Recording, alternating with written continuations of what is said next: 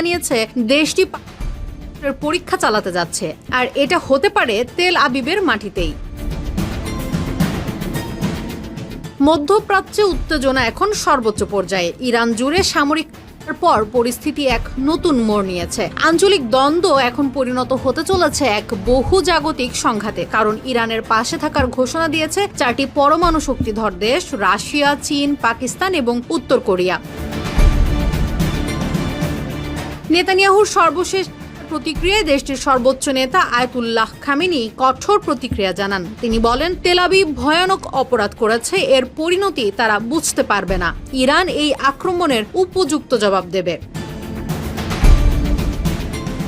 ইরানের দাবি, তাদের আকাশ প্রতিরক্ষা ব্যবস্থাকে পাশ কাটিয়ে নেতানিয়াহু যেভাবে হামলা চালিয়েছে তা দেশটির সার্বভৌমত্বের সরাসরি লঙ্ঘন। খামেনি স্পষ্ট করে বলেন, এই মাধ্যমে তারা আসলে একটি পূর্ণমাত্রার যুদ্ধ শুরু করেছে, এর ফল ভয়াবহ হবে।